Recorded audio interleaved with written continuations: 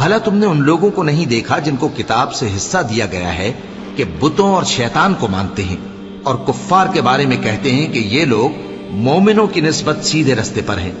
یہی لوگ ہیں جن پر اللہ نے لعنت کی ہے، اور جس پر اللہ لعنت کرے تو تم اس کا کسی کو مددگار نہ پاؤ گے۔ کیا ان کے پاس بادشاہی کا کچھ حصہ ہے؟ اس صورت میں تو یہ لوگوں کو تل برابر بھی نہ دیں گے۔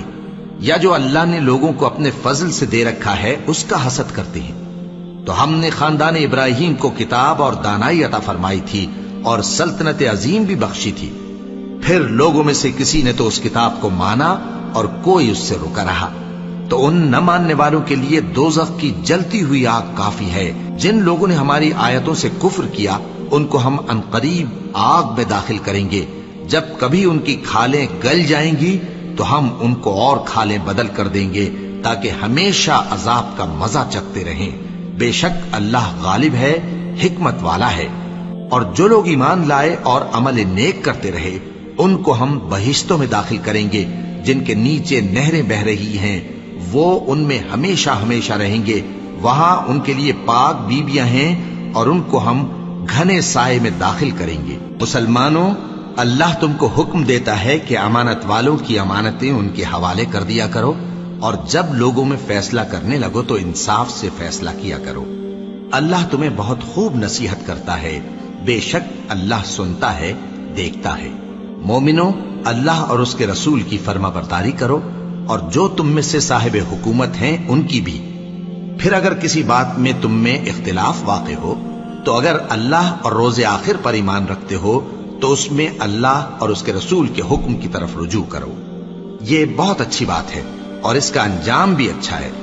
کیا تم نے ان لوگوں کو نہیں دیکھا جو دعویٰ تو یہ کرتے ہیں کہ جو کتاب تم پر نازل ہوئی اور جو کتابیں تم سے پہلے نازل ہوئیں ان سب پر ایمان رکھتے ہیں، اور چاہتے یہ ہیں کہ اپنا مقدمہ اللہ کے باغی کے پاس لے جا کر فیصل کرائیں، حالانکہ ان کو حکم دیا گیا تھا کہ اس کو نہ مانیں، اور شیطان تو یہ چاہتا ہے کہ ان کو بہکا کر رستے سے دور ڈال دے۔ اور جب ان سے کہا جاتا ہے کہ جو حکم اللہ نے نازل فرمایا اس کی طرف رجوع کرو اور پیغمبر کی طرف آؤ، تو تم منافقوں کو دیکھتے ہو کہ تم سے گریز کرتے اور رکے جاتے ہیں۔ پھر کیسی ندامت کی بات ہے کہ جب ان کے اعمال کی شامت سے ان پر کوئی مصیبت واقع ہوتی ہے تو تمہارے پاس بھاگے آتے ہیں اور قسمیں کھاتے ہیں کہ واللہ ہمارا مقصود تو بھلائی اور مصالحت تھا۔ ان لوگوں کے دلوں میں جو جو کچھ ہے اللہ اس کو خوب جانتا ہے۔ تم ان کی باتوں کا کچھ خیال نہ کرو اور انہیں نصیحت کرو اور ان سے ایسی باتیں کہو جو ان کے دلوں میں اثر کر جائیں۔ اور ہم نے جو پیغمبر بھی بھیجا ہے تو اسی لیے بھیجا ہے کہ اللہ کے فرمان کے مطابق اس کا حکم مانا جائے۔